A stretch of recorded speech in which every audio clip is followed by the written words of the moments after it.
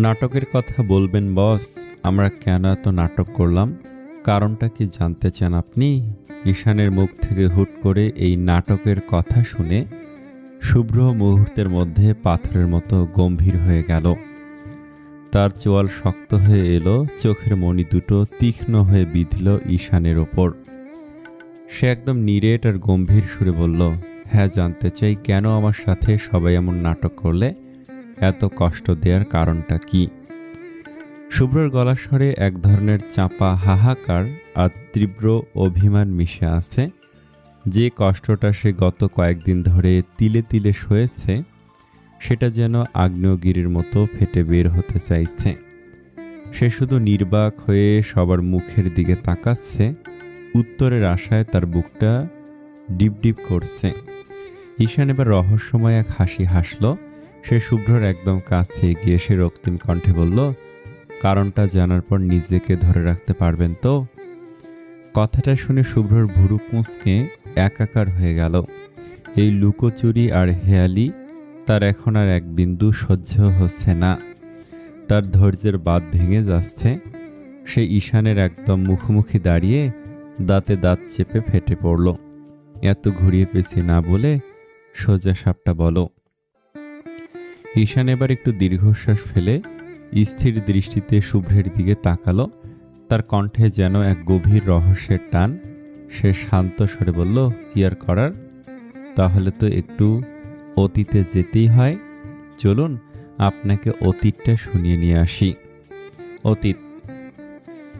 সেদিন দরজার ওপাশে সাহেরা চৌধুরী আর রিদি, আর কাউকে না স্বয়ং সোহান চৌধুরীকে দাঁড়িয়ে থাকতে দেখে দুজনের রক্তে হিম হয়ে এলো। তার চোখে মুখে আগ্নেয়গিরির মতো রাগ। সাহেরা চৌধুরী তো ভয়ে বড় বড় ঢোক গিলতে লাগলেন। শরীর থরথর করে কাঁপছে। সোহান চৌধুরী কোনো চেঁচামেচি করলেন না, শুধু পাথর শীতল চোখে সাহেরা চৌধুরীর দিকে তাকে আদেশ দিলেন, সব কাপড় চোপড় গোছাও, আমরা আজকেই ঢাকা ব্যাক করব। সেদিনই সোহান চৌধুরী রিদি তার পরিবারের সবাই ঝড়ের গতিতে ঢাকা চলে এলো। সোহান চৌধুরী ইকবাল এহসানকে জরুরি ভিত্তিতে তাদের বাড়িতে যেতে বললেন। রিদিরা সরাসরি শুভ্রদের বাড়িতে গিয়ে উঠল। Drawing room. পুরো ড্রয়িং রুমের বাতাস যেন গুমোট হয়ে আছে। ইকবালের মুখটা রাগে থমথমে যেন এখনই ফেটে পড়বে। সোহান চৌধুরী গম্ভীর মুখের প্রতিটি ভাঁজে বিরক্তি স্পষ্ট। রিদি মাঝখানে দাঁড়িয়ে মাথা নিচু করে ফুপিয়ে কাঁদছে। সোহান চৌধুরী এরই মধ্যে সব সত্যিটা ইকবাল এহসানের কাছে ফাঁস করে দিয়েছেন। সব শুনে ইকবাল এহসান আগুনের মতো রিদির উপর ফেটে পড়লেন। কিছুক্ষণ পর তিনি ধীর পায়ে রিদির সামনে গিয়ে সরাসরি প্রশ্ন ছুড়লেন, তোর আর শুভ্রের সম্পর্ক কি? বাবার এমন প্রশ্নে রিদি আতঙ্কে কেঁপে উঠল। তার কান্নার বেগ আরও বেড়ে গেল, কিন্তু গলা দিয়ে কোনো শব্দ সরল না। ইকবাল এহসান এবার গগন বিদারী এক ধমক দিয়ে বললেন, কথা কানে যায় না, কি বলছি, শুভ্রের সাথে তোর সম্পর্ক কি, জবাব দে। রিদির কান্নার বেগ এবার বাঁধ ভাঙল। তার কান্নার শব্দে ড্রয়িং রুমের গুমোট বাতাস যেন আরও ভারী হয়ে উঠল। সে কি বলবে, কিভাবে শুরু করবে, কিছুই ভেবে পাচ্ছে না। রিদির এই নীরবতা ইকবাল এহসানের রাগকে আরও উস্কে দিল। তিনি এবার দাঁতে দাঁত চেপে চরম এক হুমকি ছুড়ে দিলেন, সত্যি বলবি নাকি তোর বাবার মরামুখ দেখতে চাস? কথাটা শোনা মাত্র হৃদে আতঙ্কে শিউরে উঠল। তার কলিজাটা যেন কেউ নিষ্ঠুরভাবে মুছড়ে দিল। বাবার মুখ থেকে এমন কথা শোনার পর সে আর চুপ থাকতে পারল না। বুকের ভেতর জমানো পাহাড় সমান পাথরটা সরিয়ে সে অনেক কষ্টে সাহস সঞ্চয় করল। আর কতকাল লুকাবে এই সত্যি, আজ যা হবার হোক। সে মাথা তুলে অস্ফুট স্বরে কিন্তু স্পষ্ট গলায় বলল, আমি শুভ্র ভাইকে ভালোবাসি। কথাটা শেষ হওয়ার আগে ড্রয়িং রুমে এক প্রলয়ঙ্কারী শব্দ শোনা গেল, ঠাস। ইকবাল এহসানের হাতের প্রচণ্ড থাপ্পড়টা রিদির নরম গালে গিয়ে লাগল। চরের শব্দে পুরো ঘরটা যেন কেঁপে উঠল। এক কোণে দাঁড়িয়ে থাকা শুভ্রার চোখ বড় বড় হয়ে গেল। সে নিজের কানকে বিশ্বাস করতে পারছে না রিদি তারই ভাইকে ভালোবাসত, অথচ সে জানত না। ইকবাল এহসান চর মেরেই ক্ষান্ত হলেন না। তিনি রিদির দিকে ঘৃণার চোখে তাকে গর্জে উঠলেন, লজ্জা করছে না তোর? নিজের বাবার সামনে দাঁড়িয়ে এই কথা বলতে একটুও বাধল না? এত বড় লজ্জাহীন মেয়ে আমি জন্ম দিয়েছি।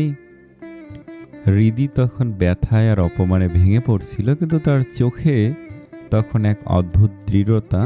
সে কাঁদতে কাঁদতে ভেজা গলায় বলল, আব্বু, সত্যি কথা বলতে লজ্জা আমার নেই।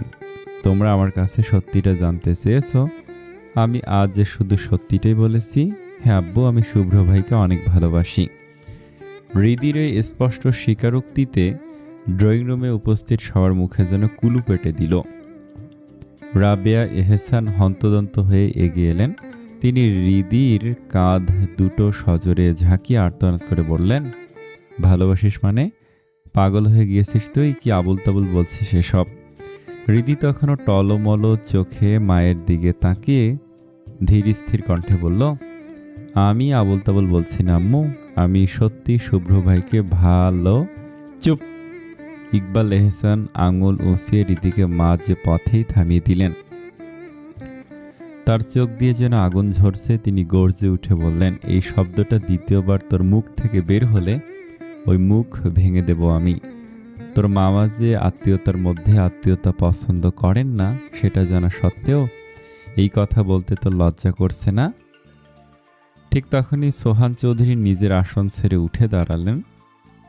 তিনি ধীর পায়ে হৃদির সামনে গিয়ে একদম ওর চোখের দিকে সোজা তাকালেন। তার শান্ত কিন্তু গম্ভীর কণ্ঠস্বর পুরো ড্রয়িং রুমে প্রতিধ্বনিত হলো। শুভ্রকে তুই ভালোবাসিস, সত্যিটা কি এইটুকুই, নাকি এর চেয়েও বড় কোনো সত্যি আছে? হৃদি এবার আর পিছু হটল না। সে জানে আজ লুকোনো মানে সব হারানো তার। সে বুক ভরা সাহস নিয়ে চরম সত্যিটা উগরে দিল, শুভ্র ভাইয়ের সাথে আমার বিয়ে হয়েছে, আমরা দুজন স্বামী স্ত্রী। মুহূর্তের মধ্যে পুরো ড্রয়িং রুমে যেন একটা শক্তিশালী বোমা ফাটল। সাহেরা চৌধুরী আর সোহান চৌধুরী বাদে উপস্থিত সবার চোখ কপালে উঠে গেল। চারদিকে এক শ্বাসরুদ্ধকর নিস্তব্ধতা নেমে এলো। ইকবাল এহসান কিংকর্তব্য বিমূঢ় হয়ে রাবেয়া এহসানের দিকে তাকিয়ে তোতলাতে তোতলাতে বললেন, এই তোমার মেয়ে এসব কি বলছে? বিয়ে হয়েছে মানে? এটা কেউ ফাজলামো পেয়েছে? সোহান চৌধুরী এবার ইকবালের দিকে তাকিয়ে পাথর শীতল গলায় বললেন, এটা ফাজলামো না ইকবাল, এটা সত্যি। ওর আর শুভ্রর বিয়ে হয়েছে। ইকবাল এহসান চরম বিষয়ে অস্ফুট স্বরে বললেন, বিয়ে মানে? হ্যাঁ বিয়ে। সোহান চৌধুরী যোগ করলেন, আমার বেশ কিছুদিন ধরেই ওদের ওপর সন্দেহ হচ্ছিল। সেদিন আমি বুঝে নিয়েছি ওদের সম্পর্ক শুধু ভাই বোনের মধ্যে সীমাবদ্ধ নেই, এর আড়ালে আরও গভীর কিছু লুকোনো আছে। আর যা সন্দেহ করেছিলাম ঠিক তাই হলো। ইকবাল এহসান আর নিজেকে ধরে রাখতে পারলেন না। নিজের মেয়ের মুখে এমন দুঃসাহসিক কথা শুনে তার হিতাহিত জ্ঞান লোপ পেল। তিনি হৃদিকে মারার জন্য তেড়ে গেলে সোহান চৌধুরী দ্রুত এগিয়ে এসে তাকে জাপটে ধরলেন। ইকবাল এহসান তখন আক্রোশে কাঁপছেন। তিনি হৃদির দিকে তাকিয়ে জানোয়ারের মতো গর্জে উঠলেন, ছেড়ে দিন ভাই সাহেব, ওরে আজকে আমি মেরেই ফেলবো। এই কুলাঙ্গার মেয়ে আমার দরকার নেই। কুলাঙ্গার মেয়ে থাকার চেয়ে না থাকা অনেক ভালো। সোহান চৌধুরী বেশ শক্তভাবেই তাকে আটকে রাখলেন। তিনি গম্ভীর গলায় বললেন, মাথা ঠান্ডা করো ইকবাল, এখানে মাথা গরম করলে চলবে না। যা করতে হবে সব ঠান্ডা মাথায় করতে হবে। সাহেরা চৌধুরী এতক্ষণ পাথরের মতো দাঁড়িয়ে সব দেখছিলেন। স্বামীর এমন রহস্যময় শান্ত ভাব দেখে তিনি কিছুটা শঙ্কিত হয়ে প্রশ্ন করলেন, কি করতে চাইছেন আপনি? সোহান চৌধুরী সাহেরা চৌধুরীর দিকে একবার তাকালেন, তারপর আবার দৃষ্টি ঘোরালেন হৃদির দিকে।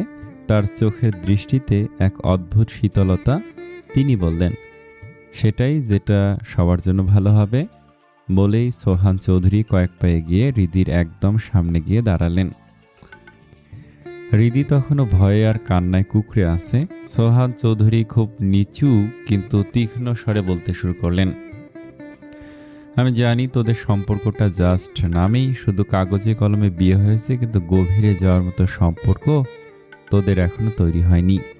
আর শুভ্রের সাথে যে তোর তুঘলকি রাগ অভিমান চলছে, এটাও আমি জানি। দেখ হৃদি, ভালোবাসি বললেই ভালোবাসা হয় না রে মা। এখন তোরা যেটা করছিস সেটা নিছকই মোহ ছাড়ার কিছু না। দুদিন পর এই মোহ ঠিকই কেটে যাবে। হৃদি মুখ তুলে কিছু বলতে চাইল, কিন্তু সোহান চৌধুরী তাকে থামিয়ে দিয়ে আবার বললেন, আমি তোর মামা হই, আমি কখনো চাই না তোদের এই পাগলামির জন্য আমাদের দুই পরিবারের দীর্ঘদিনের সম্পর্কে ফাটল ধরুক। আত্মীয়তার মধ্যে আত্মীয়তা করলে তার চাপটা সরাসরি পরিবারের ওপর পড়ে। আজ তুই আর শুভ্র হুট করে ঝগড়া করবি, আর সেই ঝগড়ার আঁচ এসে পড়বে আমাদের গায়ে। তখন ইকবাল এহসান বলবে সোহান চৌধুরীর ছেলে ভালো না, আমি বলবো ইকবাল এহসানের মেয়ে ভালো না। এভাবেই কাছের সম্পর্কের আড়ালে পরম আত্মীয়দের মধ্যে চরম শত্রুতা জন্ম নেয়। আমি সেই সুযোগ কাউকে দিতে চাই না। সোহান চৌধুরী একটা দীর্ঘশ্বাস ছেড়ে হৃদির পাংশুটে হয়ে যাওয়া মুখের দিকে তাকালেন। তার কণ্ঠে এখন শাসনের চেয়েও বেশি কাজ করছে এক ধরনের বৈষয়িক যুক্তি। তিনি আবার বলতে শুরু করলেন, শুভ্র তোর সাথে রাগ করে চলে গেছে, এটাও আমি জানি। শুভ্র চলে যাওয়ার পর থেকে তুই ঠিকমতো খাস না, কারোর সাথে কথা বলিস না, সারাদিন মূর্তির মতো চুপচাপ থাকিস। আয়নায় নিজের চেহারার অবস্থা একবার দেখেছিস? মুখ শুকিয়ে আমসি হয়ে গেছে, চোখের নিচে কালি পড়েছে। এখন আমার ছেলের যে রাগ, ধর কথার কথা তোদের বিয়ে আমরা মেনে নিলাম, তখন যদি আবার শুভ্র রাগ করে কোথাও চলে যায় আর তোর এই দশা হয়, তখন তোর বাবা কি ভাববে? ইকবাল এহসান ভাববে আমরা তোকে খেতে দেই না, ঠিকমতো দেখাশোনা করি না। লোকে বলবে শুভ্র ছেলে ভালো না, সেই স্ত্রীকে সম্মান করতে জানে না। এভাবেই হাজারো কলঙ্ক আর ভুল বুঝাবুঝি আমাদের দুই পরিবারের মধ্যে ফাটল ধরাবে, জন্ম নিবে আজন্ম শত্রুতা। পুরো ড্রয়িং রুমে তখন সোহান চৌধুরীর গভীর কণ্ঠস্বর প্রতিধ্বনিত হচ্ছে। সবার নিঃশ্বাস যেন বন্ধ হওয়ার উপক্রম। সোহান চৌধুরী এবার একটা দম ফেলে সরাসরি ইকবাল এহসানের সামনে এসে দাঁড়ালেন। তার চোখের দৃষ্টি এখন পাথরের মতো শক্ত। ইকবাল, আমি চাই না আমাদের দীর্ঘদিনের সম্পর্কে কোনো আঁচ লাগুক। আমাদের আত্মীয়তা আর বন্ধুত্ব অটুট রাখার জন্য আমি এখন যা করতে চাইছি, আশা করি তুমি তাতে কোনো বাধা দিবে না। উপস্থিত সবাই তখন চরম কৌতূহল আর উৎকণ্ঠা নিয়ে সোহান চৌধুরীর দিকে তাকিয়ে আছেন। ইকবাল এহসানও বিমূঢ় হয়ে তাকিয়ে রইলেন। সোহান চৌধুরী এবার চূড়ান্ত ঘোষণাটি দিলেন, আমি শুভ্র আর হৃদির আইনের মাধ্যমে ডিভোর্স করাবো। আর ইকবাল, তুমি মেয়ে বড় হয়েছে, পড়াশোনা যেটুকু করেছে ওইটুকুই অনেক। পড়াশোনার পেছনে আর সময় নষ্ট না করে ওর বিয়ের ব্যবস্থা করো। মেয়ে মানুষের এত পড়াশোনার দরকার নেই, সেই তো বিয়ের পর সংসারই সামলাতে হবে। এরপর যদি ওর বর চায় সে বিয়ের পর পড়াশোনা করবে। কথাটা শুনে হৃদি মুহূর্তে হিতাহিত জ্ঞান শূন্য হয়ে গেল।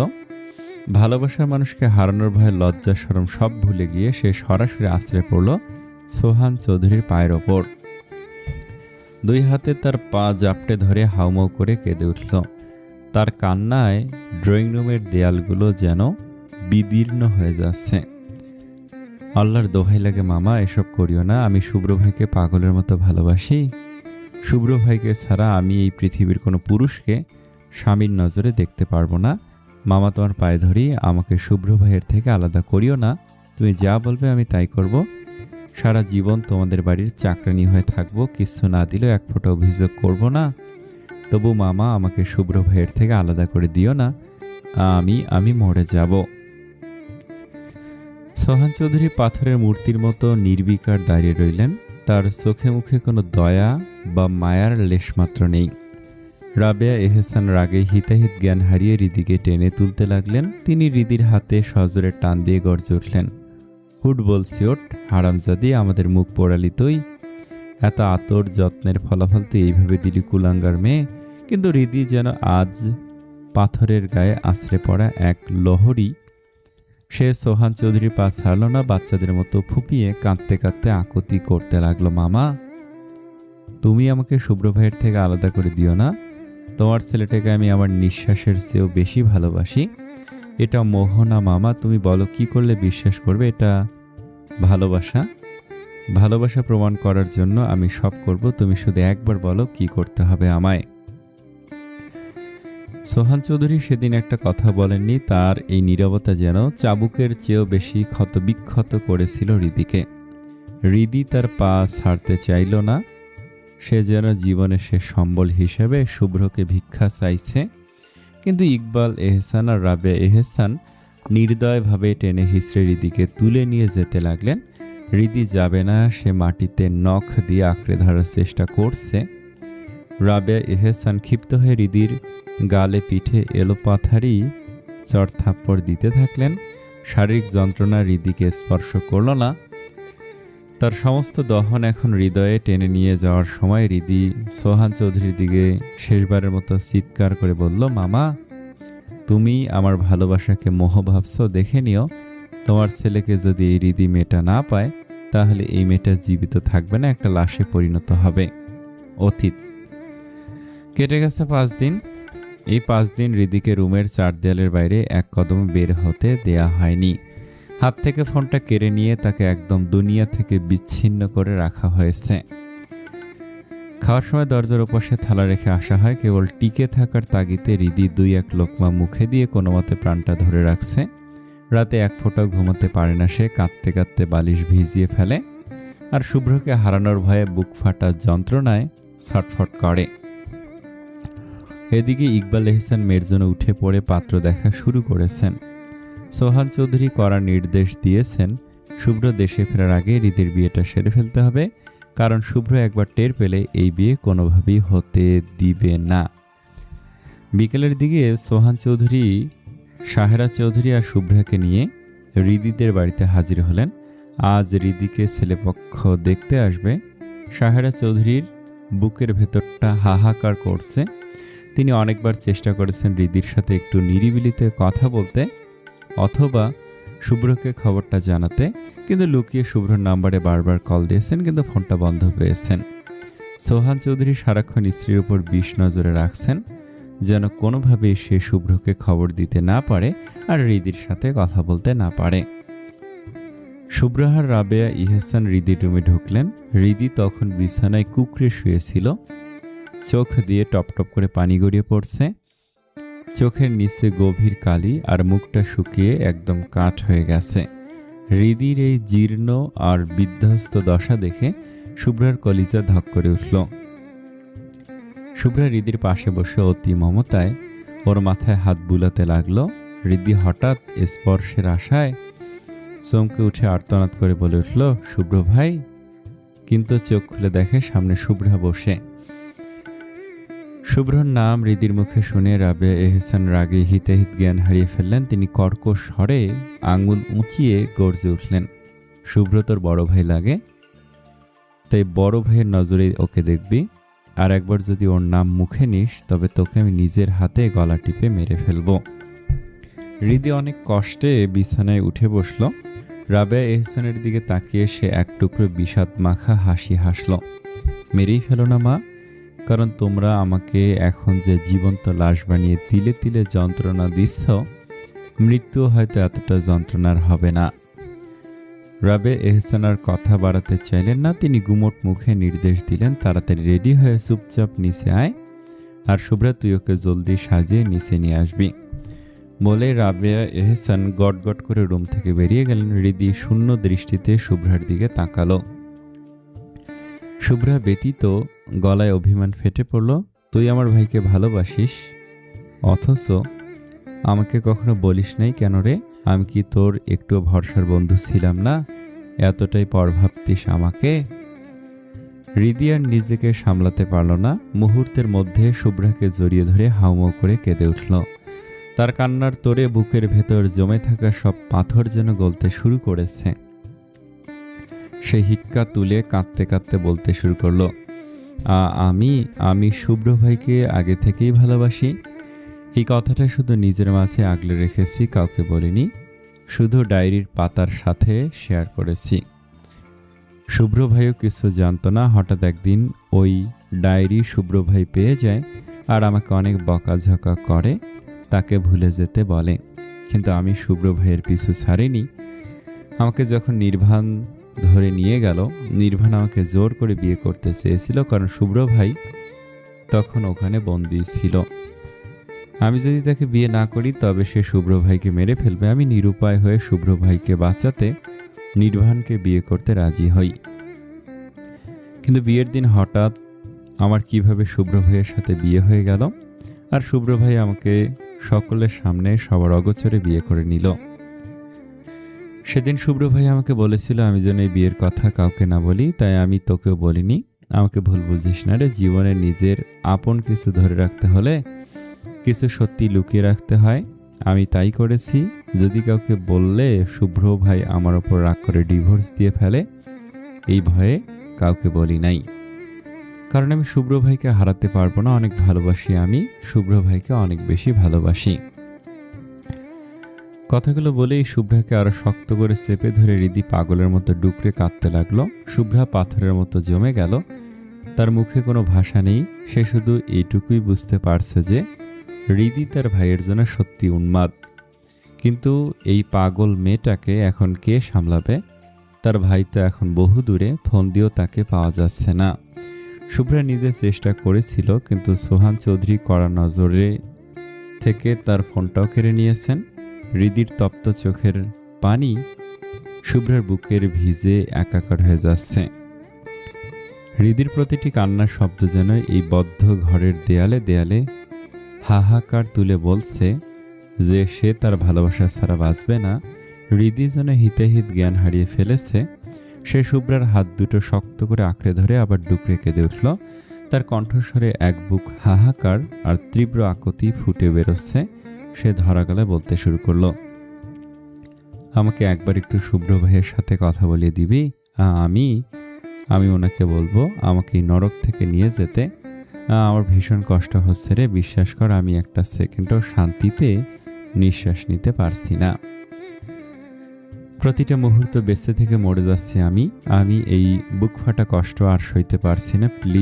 প্লিজ একটু আমাকে শুভ্র ভাইয়ের সাথে কথা বলিয়ে দে না। হৃদির এই চরম অসহায়ত্ব দেখে শুভ্রার শক্ত মনের বাঁধ যেন ভেঙে গেল। তার চোখ থেকে অজান্তেই তপ্ত অশ্রু গড়িয়ে পড়ল। সে হৃদিকে দেয়ার মতো কোনো সান্ত্বনা খুঁজে পাচ্ছে না। পরিস্থিতি এখন এতটাই জটিল যে শুভ্রা নিজেও নিজেকে খুব তুচ্ছ আর ক্ষমতাহীন মনে করছে। সে একদম পাথরের মতো নিথর হয়ে বসে রইল কিছুক্ষণ। তারপর অসীম মমতায় হৃদির ঘামে ভেজা চুলে আর মাথায় হাত বুলিয়ে কাঁপা গলায় বলল, হৃদি শান্ত হ, কান্না থামা বোন। এভাবে পাগলের মতো কান্না করলে তোর শরীর একদম ভেঙে পড়বে। তুই এভাবে ভেঙে পড়িস না, নিজেকে একটু শক্ত কর, আল্লাহর ওপর ভরসা রাখ। তিনি নিশ্চয়ই সব দেখছেন। তিনি তোকে এতটা পথ নিয়ে এসেছেন, তিনি কখনো তোর সাথে খারাপ কিছু হতে দিবেন না। দেখবি সব ঠিক হয়ে যাবে। শুভ্রার কথাগুলো হৃদির কানে কতটুকু পৌঁছাচ্ছে তা বোঝা যাচ্ছে না। সে শুধু শুভ্রাকে আঁকড়ে ধরে নিজের সমস্ত যন্ত্রণা উগড়ে দিচ্ছে। কিছুক্ষণ পর সোহান চৌধুরী আর ইকবাল এহসান ঝড়ের বেগে রুমে ঢুকলেন। হৃদিকে এখনও সেই বিধ্বস্ত অবস্থায় বিছানায় পড়ে থাকতে দেখে ইকবাল এহসানের রাগের পারদ সরসরিয়ে উঠে গেল। তিনি শুভ্রার দিকে তাকিয়ে কড়া গলায় গর্জে উঠলেন, ওকে এখনো তৈরি করনি কেন? নিচে ওর জন্য সবে অপেক্ষা করছে। হৃদি যেন আকাশ থেকে পড়ল। সে বড় বড় চোখে পাথর হয়ে বাবার দিকে তাকিয়ে ধরা গলায় বলল, তৈরি মানে কিসের তৈরি? সোহান চৌধুরী এগিয়ে এলেন। তার কণ্ঠে কোনো আবেগ নেই। তিনি শীতল গলায় চরম সত্যটা ছুড়ে দিলেন, ছেলেপক্ষ দেখতে এসেছে তোকে, এখন কান্নাকাটি আর চেঁচামেচি না করে লক্ষ্মীমের মতো রেডি হয়ে নিচে আয়। কথাটা শোনার সাথে সাথে হৃদির মনে হলো তার মাথায় যেন আস্ত একটা আকাশ ভেঙে পড়ল। শরীরটা রিরি করে উঠল তার। সে বুক ফাটিয়ে চিৎকার করতে নিলেই ইকবাল এহসান চিতার মতো এগিয়ে এসে হৃদির মুখ চেপে ধরলেন। তিনি চোখ লাল করে দাঁতে দাঁত চেপে শাসিয়ে বললেন, চুপ, একদম চুপ। মুখ দিয়ে একটু সাউন্ড বের হলে আজ তোকে আমি একদম জবাই করে ফেলব। বলেই তিনি ঝটকা দিয়ে হাত সরিয়ে নিলেন। হৃদি আর স্থির থাকতে পারল না। সে বিছানা থেকে আছড়ে পড়ে মেঝেতে ইকবাল এহসানের পা দুটো জাপটে ধরল।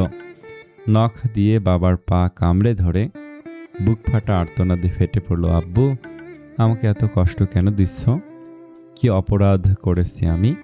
একজনকে ভালোই তো বেসেছি, কোনো পাপ তো করিনি যে আমাকে জ্যান্ত পুড়িয়ে মারছ। ইকবাল এহসান এবার তপ্ত নিঃশ্বাস ফেলে পা সরিয়ে নিতে চাইলেন, কিন্তু হৃদি ছাড়ল না। তিনি চিৎকার করে উঠলেন, পাপের কথা বলছিস? তাহলে শোন, তুই পাপই করেছিস।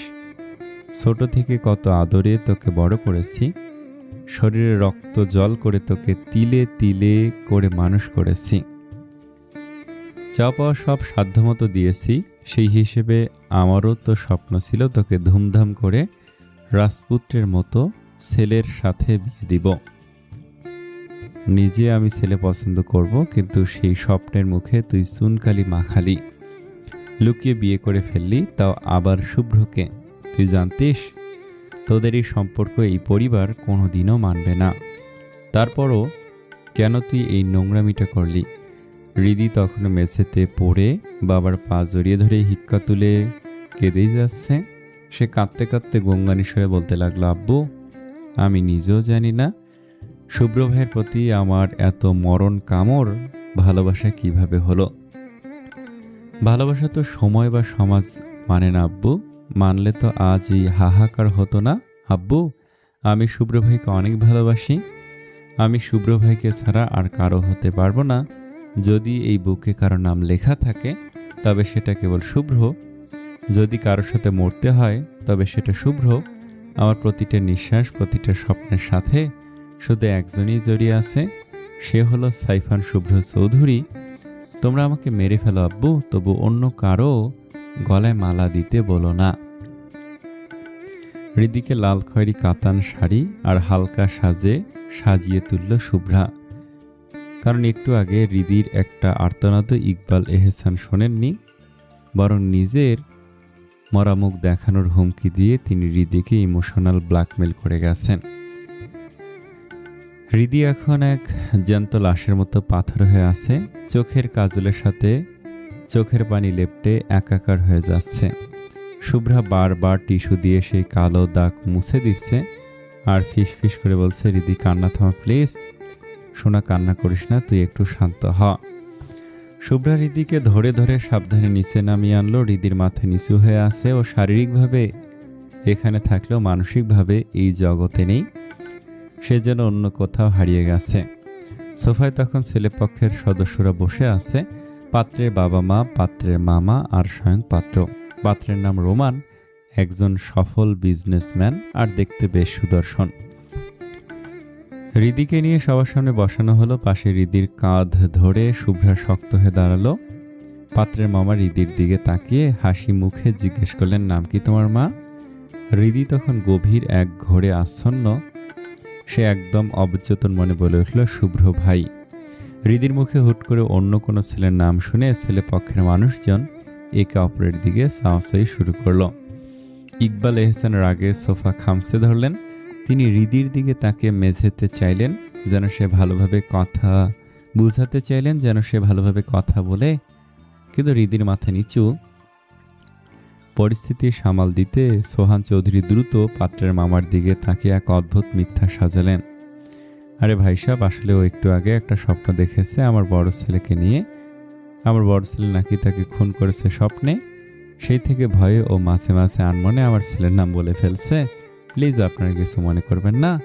আপনারা আবার জিজ্ঞেস করেন। পাত্রের মামা আবারও হৃদির দিকে ঝুঁকে তারপর বললেন, মা তোমার নাম কি? শুভ্র ভাই। মানে নাম কি তোমার? শুভ্র ভাই। পাগল তুমি? হ্যাঁ, শুভ্র ভাইয়ের জন্য। শুভ্রকে? আমার স্বামী। হৃদির এই চূড়ান্ত স্বীকারোক্তিতে পুরো ড্রয়িং রুমে যেন বজ্রপাত হলো। পাত্রের মামার রাগে সোফা ছেড়ে উঠে দাঁড়ালেন, তার মুখভঙ্গি তখন অত্যন্ত কঠোর। তিনি উপস্থিত সবার দিকে তাকিয়ে তিক্ত গলায় বললেন, এ কেমন মেয়ে, বারবার অন্য ছেলের নাম বলছে, আবার বলছে স্বামী, নিশ্চিত কোনো গন্ডগোল আছে এখানে।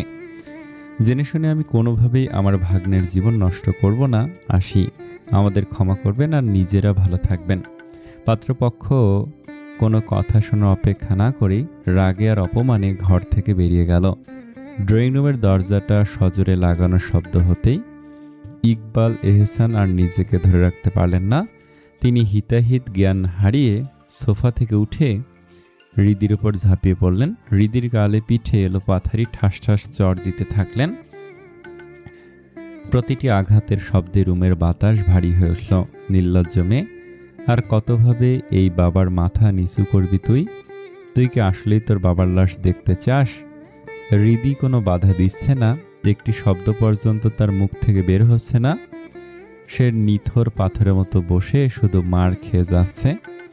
তার চোখ দিয়ে অঝরে পানি পড়ছে, কিন্তু আর্তনাদ করার শক্তিটুকুও যেন হারিয়ে ফেলেছে।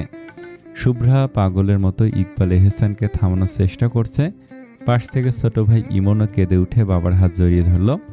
আব্বু, মেরো না আপুকে, আপুর অনেক ব্যথা লাগছে। তোমরা আপুর সাথে এমন কেন করছো? আপু তো শুভ্র ভাইকে ভালোই বাসে। তাহলে দিয়ে দাও না ভাইয়ের সাথে বিয়ে। দিলে কি এমন ক্ষতি হবে তোমাদের?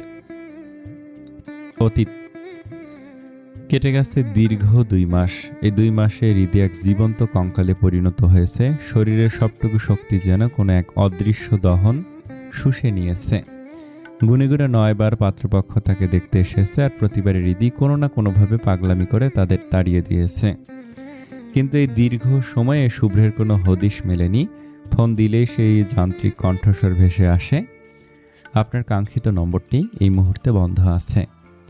মেয়ের এই অবাধ্যতায় ইকবাল এহসান আজ হিতে জ্ঞান হারিয়ে ফেলেছেন। ধৈর্য তার সীমানা ছাড়িয়ে গেছে। আজ সকালে তিনি উন্মাদের মতো হৃদির রুমে ঢুকলেন। তার এক হাতে ধারালো একটা ছুরি। হৃদি কিছু বুঝে ওঠার আগেই তিনি নিজের গলার কাছে ছুরিটা চেপে ধরলেন। রক্তিম চোখে হৃদির দিকে তাকিয়ে কাঁপা কাঁপা গলায় বললেন, আজ শেষবারের মতো তোকে দেখতে আসবে। যদি আজকের পর কোনো রকম পাগলামি করিস, তবে আমি নিজে এই ছুরিটা নিজের গলায় চালিয়ে দেব। তখন বাবার লাশের উপর দিয়ে তুই শুভ্রের কাছে চলে যাস। দেখি তোর কাছে এখন কে বড়, যে জন্ম দিয়ে তিল তিল করে বড় করেছে সেই পিতা বড়, নাকি দুদিনের ভালোবাসা শুভ্র ভাই? বাবার এই ভয়াবহ রূপ দেখে হৃদির পায়ের তলা থেকে যেন মাটি সরে গেল। তার মনে হলো মাথায় এক প্রচণ্ড বজ্রপাত হয়েছে। সে একদম নিথর হয়ে গেল। কোনো শব্দ তার মুখ দিয়ে সরল না। ঠিক সেই মুহূর্তে ঘরে কাজী সাহেবকে নিয়ে ঢুকলেন সোহান চৌধুরী। তার পেছনে কাজী সাহেব হৃদির সামনে একটি ডিভোর্স লেটার আর কলম এগিয়ে দিয়ে নিচু স্বরে বললেন, মা, এই কাগজে একটা সই করো। হৃদি 2 মাস ধরে লড়ে যাওয়া সবটুকু শক্তি হারিয়ে ফেলল। সে কাঁপা হাতে কাগজের দিকে তাকিয়ে অবাক হয়ে জিজ্ঞেস করল, এটা কিসের কাগজ? ইকবাল এহসান ছুরিটা গলায় আরো জোরে চেপে ধরে গর্জে উঠলেন, ডিভোর্সের কাগজ। শুভ্রের সাথে আজই তোর সব সম্পর্ক ছিন্ন হবে। কথাটা শোনা মাত্র হৃদি 2 কানে হাত দিয়ে পাগলের মতো চিৎকার করে উঠল। তার আর্তনাদে যেন ঘরের আসবাবপত্রগুলো কেঁপে উঠল। না না না, আমি মরে যাব। সারা এই কাগজ তোমরা। আমি সই করব না। তোমরা আমাকে মেরে ফেলো, কিন্তু শুভ্র ভাইকে আমার থেকে আলাদা করো না। সোহান চৌধুরী হৃদির মাথায় হাত বুলিয়ে দিয়ে শান্ত কণ্ঠে বললেন, পাগলামি করিস না হৃদি, আমরা তোর ভালোর জন্যই করছি। সই করে দে মা। শুভ্রের চেয়েও বড় রাজপুত্রের সাথে তোকে বিয়ে দেব, যে শুভ্রের চেয়েও সুন্দর হ্যান্ডসাম। দেখবি তুই অনেক সুখী হবি মা। হৃদি ভালোবাসার এমন এক চরমে পৌঁছেছে, সে যে হিতে জ্ঞান হারিয়ে ফেলেছে। সে সোহান চৌধুরীকে ধাক্কা দিয়ে সরিয়ে দিয়ে আর্তনাদ করে উঠল, না না, আমার কোনো সুন্দর হ্যান্ডসাম ছেলে চাই না। আমার শুধু আমার শুভ্র ভাইকেই চাই। মরে যাব তবু আমি কাউকে বিয়ে করব না। মামা, তুমি এই কাগজ নিয়ে চলে যাও। এই কাগজ আমি কখনোই সই করব না। ইকবাল এহসান এবার হৃদির দিকে তাকে মরণপণ চোখে তাকালেন। তিনি দাঁতে দাঁত চেপে বললেন, সই করবি না তো ঠিক আছে, তাহলে বাবার মরামুখী দেখ তুই। বলে ইকবাল এহসান নিজের গলায় ছুরি চালাতে উদ্যত হলেন।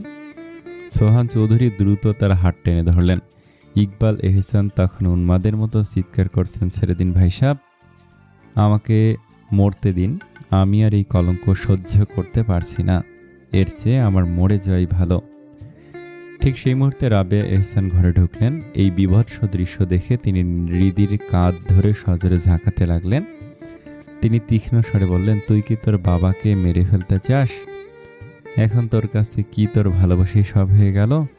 যে মানুষটা এত কষ্ট করে তোকে তিল তিল করে বড় করলো, সেই বাবাকেই তুই তোর ভালোবাসার জন্য শেষ করে দিবি?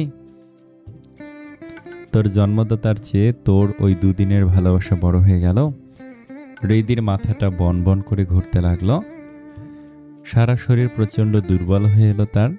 সে বুঝতে পারছে সে তার শুভ্র ভাইকে হারাতে চলেছে। এই পরিবার তাকে অন্য কারো হাতে তুলে না দেওয়া পর্যন্ত শান্ত হবে না।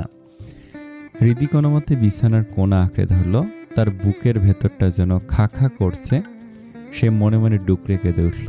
শুভ্র ভাই কেন আমাকে এভাবে একা ফেলে চলে গেলেন? কি অপরাধ ছিল আমার? আমি যে আর লড়তে পারছি না শুভ্র ভাই।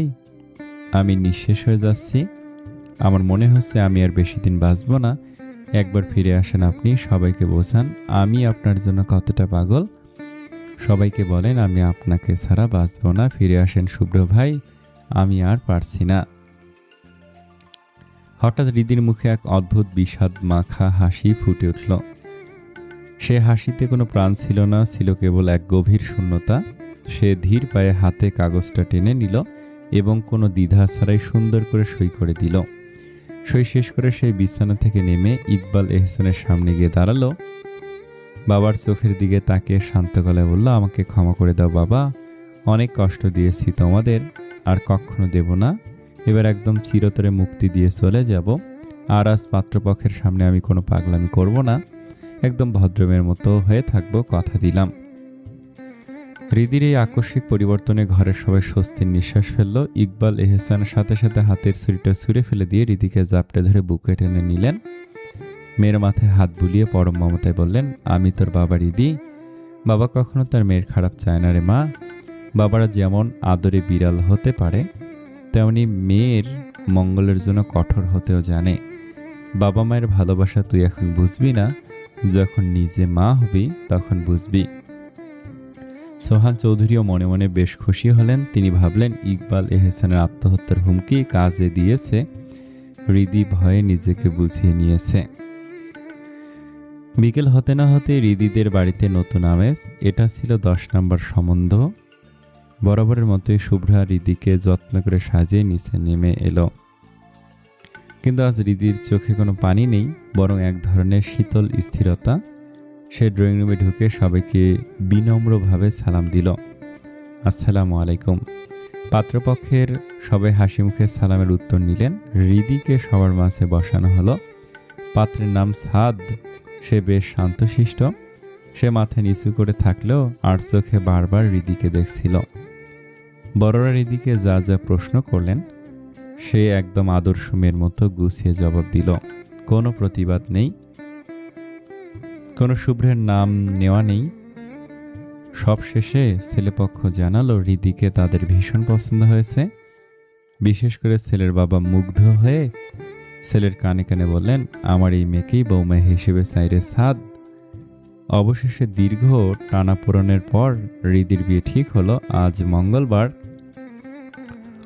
ছেলেপক্ষ প্রস্তাব দিল আগামী শুক্রবারই ফাইনাল ডেট। দুই পরিবারের সম্মতিতে সেই তারিখে বিয়ের মোহর লাগানো হলো। সবাই যখন খুশিতে আত্মহারা, হৃদি তখন সে ম্লান হাসি মুখে নিয়ে পাথরের মতো বসে রইল।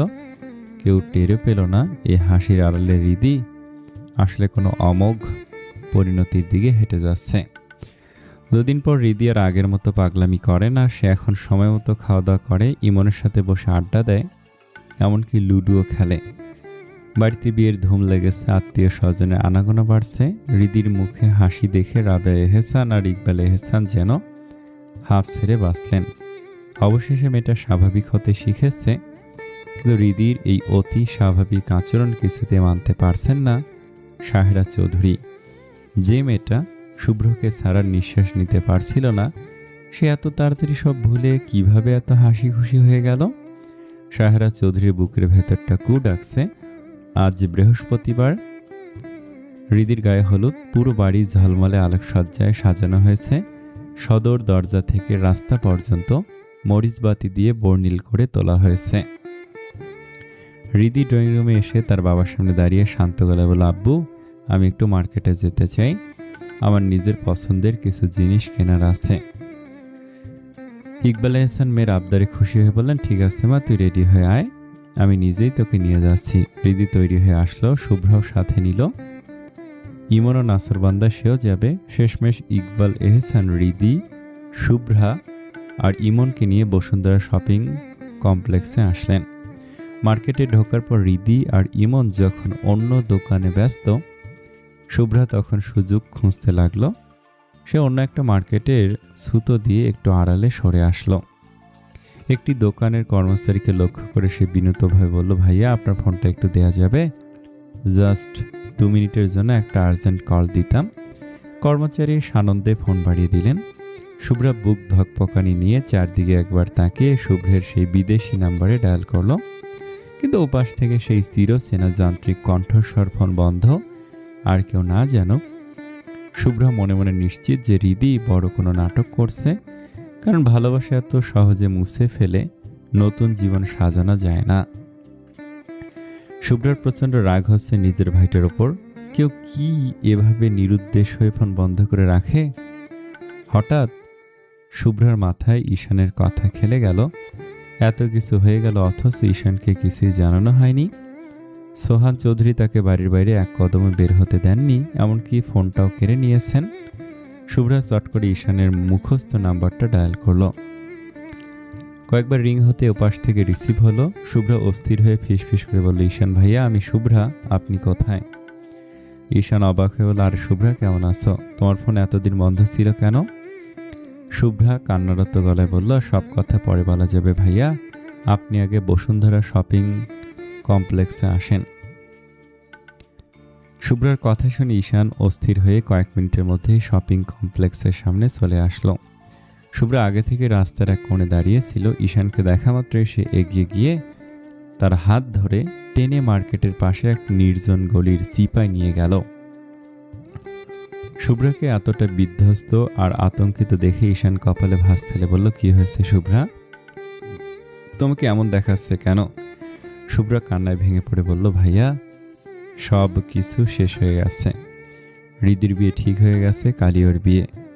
ঈশান চোখ কপালে তুলে চিৎকার করে উঠল, হোয়াট? শুভ্রা, তুমি কি আমার সাথে মজা করছো? আমি একটু মজা করছি না ভাইয়া, একদম সিরিয়াস। কাল রিদির বিয়ে। গত 2 মাসে এখানে যা যা হয়ে গেছে আপনি কল্পনা করতে পারবেন না। শুভ্রা শুরু থেকে সবটুকু, শুভ্রের ফোন বন্ধ থাকা, ইকবাল এহসানের গলায় ছুরি ধরা, আর শেষ পর্যন্ত রিদির ওই ডিভোর্স পেপারে সই করা, সবকিছু খুলে বলল।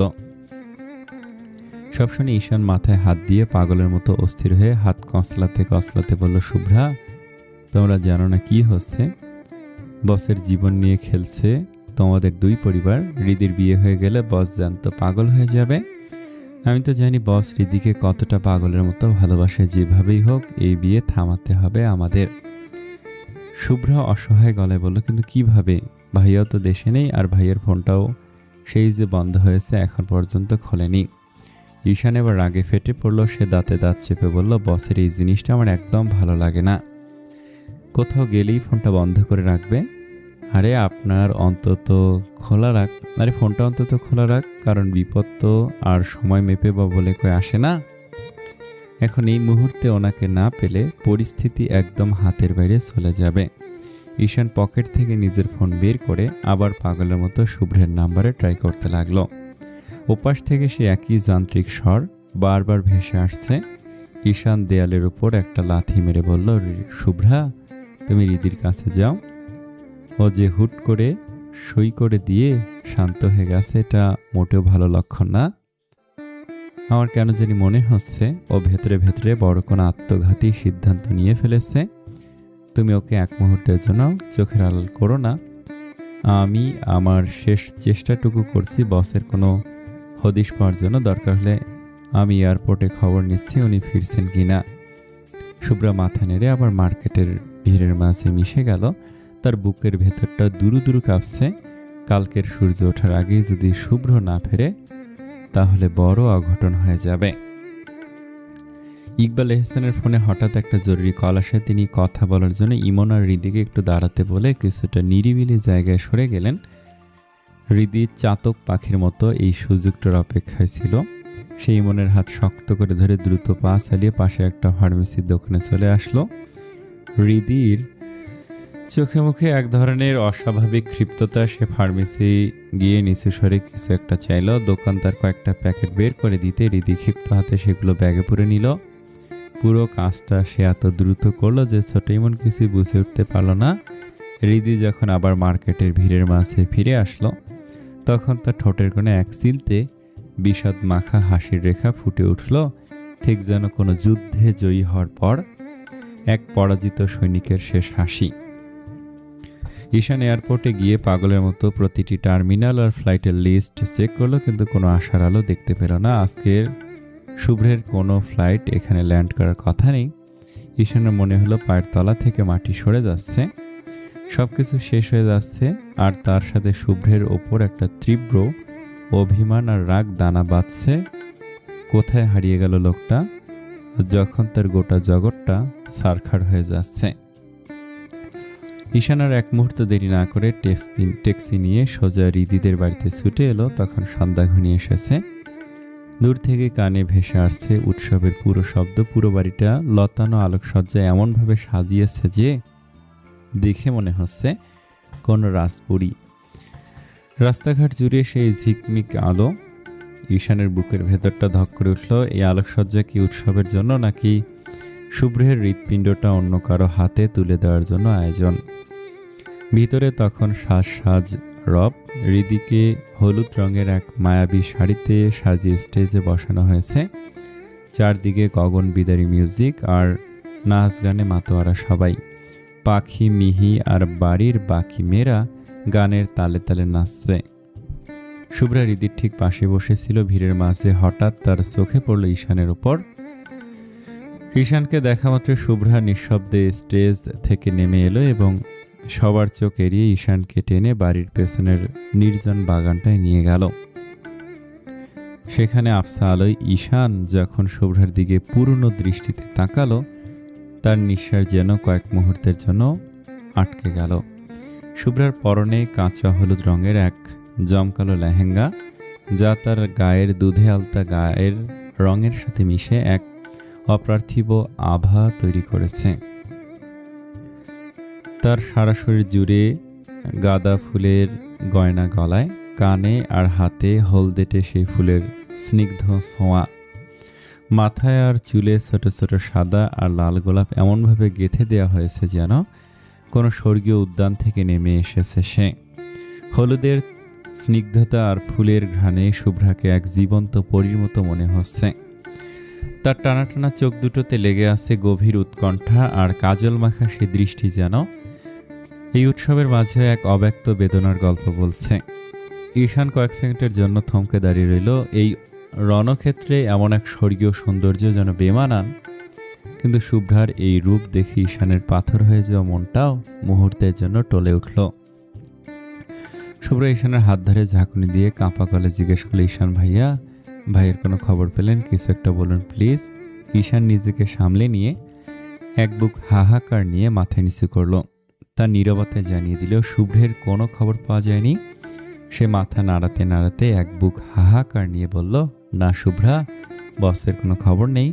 পরিস্থিতি হাত থেকে বেরিয়ে যাচ্ছে। রিদির বিয়েটা যদি একবার হয়ে যায় তবে বসের সাজানো জগৎটা তাসের ঘরের মতো ভেঙে পড়বে, সব শেষ হয়ে যাবে শুভ্রা। তাদের দুজনের এই রুদ্ধশ্বাস কথোপকথনের মাঝেই ছায়ার মতো হাজির হলেন সোহান চৌধুরী। শুভ্রার সাথে ঈশানকে এখানে নির্জনে কথা বলতে দেখে তার চোখ মুখ কঠিন হয়ে উঠল। বাবাকে দেখে শুভ্রার রক্ত হিম হয়ে গেল। সে ভয়ে কাঁপতে শুরু করলো। ঈশান অবশ্য বিচলিত হলো না। সে নিজের জায়গায় পাহাড়ের মতো অটল দাঁড়িয়ে রইল। শুভ্রা কাঁপা কাঁপা গলায় আত্মপক্ষ সমর্থন করার চেষ্টা করে বলল, আব্বু, আমি শুধু। সোহান চৌধুরীর হাত উঁচু করে তাকে থামিয়ে দিলেন। তার তীক্ষ্ণ দৃষ্টি ঈশানের দিকে স্থির। তিনি গম্ভীর গলায় বললেন, দেখো ঈশান, আমি জানি তুমি আমাকে সম্মান করো, তাই মুরব্বী হিসেবে বলছি, শুভ্র যাতে কোনোভাবে এই বিয়ের খবর না পায়। তুমি বিয়েতে এসেছো ভালো কথা, আনন্দ করো, খাওয়া দাওয়া করো, কিন্তু নিজের সীমার মধ্যে থাকবে। শুভ্রা আর নিজেকে ধরে রাখতে পারল না। চোখের কোণে পানি নিয়ে সাহস সঞ্চয় করে বাবার দিকে তাকিয়ে আর্জি জানালো, আব্বু প্লিজ, এই বিয়েটা আটকাও, ভাইয়া জানলে পাগল হয়ে যাবে, বুঝতে পারছো না কেন তুমি? সোহান চৌধুরী মেয়ের দিকে ফিরে ধমকের সুরে বললেন, হোক পাগল, আত্মীয়তার মধ্যে আত্মীয়তা আমি পছন্দ করি না সেটা কি সে জানে না? জেনেও সে রিদিকে বিয়ে করলো কিভাবে? যা হচ্ছে মঙ্গলের জন্যই হচ্ছে। এসব প্রেম ভালোবাসা দুদিনের মোহ, সময় হলে সব কেটে যাবে। সাদ অনেক ভালো আর ভদ্র ছেলে, ও রিদিকে অনেক সুখে রাখবে। সোহান চৌধুরীর কথা শুনে ঈশানের ঠোঁটের কোণে এক সিলতে তেতো হাসি ফুটে উঠল। সে বিনয়ের মুখোশ পড়লেও তার কণ্ঠে ছিল দৃঢ় এক সত্য। সে সরাসরি সোহান চৌধুরীর চোখের দিকে তাকিয়ে বলল, বেয়াদবি মাফ করবেন আঙ্কেল, ছোট মুখে বড় কথা বলছি। আসলে বস, এই পৃথিবীতে আপনি আর আন্টিকে ছাড়া যদি কাউকে সব থেকে বেশি ভালোবাসে থাকে তবে সেটা রিদিকে। হোয়াট আই বিলিভ, আমি আপনাকে বিয়ে আটকাতে বলবো না, শুধু এইটুকু বলবো নিজের হাতে নিজের সন্তানকে ধ্বংসের দিকে ঠেলে দিয়েছেন। I am telling the truth. Boss জানলে আক্ষরিক অর্থেই পাগল হয়ে যাবে। তাকে সামলানোর ক্ষমতা তখন কারো থাকবে না। অতীত। আজ রিদির বিয়ে, পুরো বাড়ি বক্সের সাউন্ডে কাঁপছে, আত্মীয় স্বজনে ভরপুর চারপাশ। উৎসবের এই তীব্র কোলাহলের মাঝে রিদি সকাল থেকে তার রুমে পাথরের মতো চুপচাপ বসে আছে। তার ঠোঁটে হাসি নেই, এমনকি চোখে এক ফোঁটা জলও নেই। আছে শুধু বুক চিরে আসা এক দীর্ঘশ্বাস। সে জানালার গ্রিল ধরে বাইরের আকাশের দিকে তাকিয়ে আছে। বেহায়া মনটা এই শেষ মুহূর্ত একবার শুভ্র নামক সেই পুরুষটাকে দেখতে চাইছে। রিদি জানে আজকে হয়তো এই পৃথিবীতে তার শেষ দিন। এরপর থেকে তার পুরো অস্তিত্ব মুছে যাবে, শুধু কোথাও বেঁচে রবে এক টুকরো ধূসর স্মৃতি। এদিকে ঈশানের অবস্থা পাগলের মতো। দেখে মনে হচ্ছে শুভ্রের নয়, বরং তার নিজের ভালোবাসার মানুষের বিয়ে হয়ে যাচ্ছে অন্য কোথাও। আজও সে শেষবারের মতো এয়ারপোর্টে গিয়ে খবর নিয়েছে, কিন্তু ফলাফল সে শূন্য। শুভ্রের নাম্বারে পাগলের মতো কল দিয়ে যাচ্ছে সে, কিন্তু ওপাশ থেকে সেই পরিচিত যান্ত্রিক কণ্ঠস্বর বলছে ফোনটি বন্ধ। শুভ্রের ওপর প্রচণ্ড রাগ হচ্ছে ঈশানের। এভাবে কেউ নিখোঁজ হয়ে থাকে? ঈশান দাঁতে দাঁত চেপে বিড়বিড় করে বলল, বিয়ে হয়ে যাক, হলেই ভালো। তাহলে নিজের ইগো করার ফল ঠিকঠাক বুঝতে পারবে। অতিরিক্ত কোনো কিছুই ভালো না যা বস করছে। দুপুর গড়াতেই বরের গাড়ি সারি সারি রিদিদের বাড়ির সামনে এসে থামল। গেটে হই হুল্লোড় শুরু হয়েছে। বাড়ির ছোট ছোট ছেলেমেয়েরা বরকে গেটে আটকিয়েছে টাকার জন্য। সবার মুখে হাসি, আনন্দ, ঠাট্টা। ঠিক সেই মুহূর্তেই ভেতরে রিদিকে কনে সাজানো হচ্ছে। পার্লারের দুইজন মেয়ে নিপুণ হাতে তাকে সাজিয়ে তুলছে, কিন্তু রিদির মনে হচ্ছে তার পরনে লাল বেনারসি নয়, বরং শুভ্র সাদা কাফনের কাপড় পরানো হচ্ছে। সাজানো শেষ করে পার্লারের মেয়েরা চলে গেল। আয়নায় নিজেকে দেখে রিদির নিজেরই চেনা দেয়। রিদিকে একদম আসমান থেকে নেমে আসা পরীর মতো লাগছে। শরীরে দামি দামি গহনা, পরনে জমকালো বেনারসি শাড়ি, 2 হাত ভর্তি মেহেদি আর চুড়ি, মাথার গোলাপ দিয়ে করা বড় খোপার ওপর দামি ম্যাচিং করা ঘোমটা। সব মিলিয়ে সে এখন আস্ত একটা কনে। রাবেয়া এহসান রুমে ঢুকে নিজের মেয়েকে এই সাজে দেখে আর স্থির থাকতে পারলেন না। তিনি রিদিকে বুকে জড়িয়ে ধরে ডুকরে কেঁদে উঠলেন। রিদি কান্না করল না, বরং ঠোঁটের কোণে এক সিলতে ম্লান হাসি ফুটে বলল, কাঁদছ কেন মা? আমি চলে যাব সেই কারণে? তোমরা তো এটাই চেয়েছিলে যে আমি চলে যাই। হ্যাঁ মা, আমি অনেক দূরে চলে যাব, অনেক দূরে, যেখানে চাইলো তোমরা আর এই পাগলিটাকে কোনোদিন দেখতে পারবে না। রাবেয়া এহসান কপালে হাত দিয়ে বিড়বিড় করে বললেন, চলে যাবি মানে? আমি সাদ বাবাকে বলবো সপ্তাহে সপ্তাহে যেন তোকে নিয়ে আমাদের বাড়িতে আসে, না আসলে আমি নিজেই তোর শ্বশুর বাড়িতে চলে যাব। রিদি হাসলো। তার অবুজ মা তার গুরুর কথাটি ধরতেই পারল না। রাবেয়া এহসান অনেকক্ষণ কান্নাকাটি করে রুম থেকে বেরিয়ে গেলেন। ঘরের উৎসবের আমেজ যেন তাকে টেনে নিয়ে গেল। সবাই বেরিয়ে গেল নতুন বরকে এক পলক দেখার জন্য। রিদি নিঝুম পাথরের মতো একা বসে রইল। কিছুক্ষণ পর রুমে হন্তদন্ত হয়ে ঢুকলেন সাহেরা চৌধুরী আর তার পিছু পিছু শুভ্রা। সাহেরা চৌধুরী সরাসরি হৃদির সামনে এসে ওর দুমড়ানো বেনারসির কাঁধটা শক্ত করে ঝাঁকিয়ে বললেন, কি হয়েছে কি তোর? তুই না শুভ্রকে ভালোবাসিস? এত তাড়াতাড়ি ভুলে গেলি আমার ছেলেকে? এখন অন্য কাউকে হাসি খুশি বিয়ে করছিস? তার মানে এতদিন যা করেছিস সব নাটক ছিল? সাহেরা চৌধুরী অস্থির হয়ে পড়েছেন। তিনি জানেন শুভ্র হৃদির জন্য কতটা হিতাহিত জ্ঞান শূন্য। হৃদির যদি আজ সত্যি বিয়ে হয়ে যায়, তবে তার ছেলেটা যে জীবন্ত লাশ হয়ে যাবে তা মায়ের মন কুগাইছে। কিন্তু এখন পরিস্থিতি এতটাই নিয়ন্ত্রণের বাইরে যে তিনি কিছু করতেই পারছেন না। হৃদি সাহেরা চৌধুরীর কথা শুনে খিলখিল করে হেসে দিল। সে হাসিতে কোনো আনন্দ ছিল না, ছিল এক বিষাদ বিভীষিকাময় সুর যে পুরো ঘরে প্রতিধ্বনি তুলল। ওকে এভাবে পাগলের মতো হাসতে দেখে শুভ্রা ভয় পেয়ে বলল, তুই এভাবে হাসছিস কেন রে হৃদি? সাহেরা চৌধুরী গলার স্বর সরিয়ে রাগ নিয়ে বলল, খুব আনন্দ লাগছে তোর, তাই না? যেই দেখেছিস ছেলে অনেক বেশি সুন্দর আর হ্যান্ডসাম, অমনি আমার ছেলেকে ভুলে নাচতে নাচতে বিয়েতে বসে পড়লি? তাহলে কি তুই শুধু বাইরের চামড়াটাই সুন্দরটাই চিনলি? সাহেরা চৌধুরীর চোখে স্পষ্ট ঘৃণা আর রাগ। তিনি মনে মনে ভাবছেন, সাদ দেখতে শুভ্রর চেয়েও ভরসা আর বিত্তশালী, আর এই চাকচিক্য দেখে হয়তো হৃদি খুশিতে আত্মহারা হয়ে শুভ্রকে বিসর্জন দিচ্ছে। সাহেরা চৌধুরীর কথা শুনে হৃদি আরো জোরে জোরে হেসে দিল। সেই হাসিতে কোনো সুখ নেই, আছে এক বুক জ্বালাময়ী হাহাকার। সাহেরা চৌধুরীর শরীরটা হৃদির হাসিতে রিরি করে উঠল। মেরাজে স্রেফ যে আমরা সৌন্দর্যে কতটা অন্ধ হতে পারে তা তিনি আজ নিজের চোখে প্রমাণ পেলেন। তিনি সহ্য করতে না পেরে সরাসরি হৃদির গালে সপাটে এক থাপ্পড় বসালেন। পুরো ঘরটা এক নিমিষে স্তব্ধ হয়ে গেল। সাহেরা চৌধুরী ঘৃণা ভরে বললেন, নির্লজ্জ মেয়ে, তোকে দেখে আমার ঘৃণা লাগছে। তোর কারণে যদি আমার ছেলের কিছু হয় তবে মনে রাখিস, তোর এই নতুন সংসারেও আমি আগুন লাগিয়ে দেব। বলেই সাহেরা চৌধুরী রাগে কাঁপতে কাঁপতে ঘর থেকে বেরিয়ে যেতে চাইলেন। ঠিক তখন হৃদি পেছন থেকে পাগলের মতো হাসতে হাসতে চিৎকার করে বলল, হ্যাঁ মামি, তুমি ঠিকই বলেছ। আমি শুভ্র ভাইয়ের চেয়েও সুন্দর আর ফর্সা ছেলেকে দেখে পাগল হয়ে গেছি। আরে কি আছে তোমার ছেলের মাঝে? গায়ের রঙ শ্যামলা, একগুয়ে, ঘাটতার একটা মানুষ। কি আছে তোমার ছেলের মাঝে? কিছুই নেই। কি আছে তোমার ছেলের মাঝে? কি আছে? হা হা হা হা।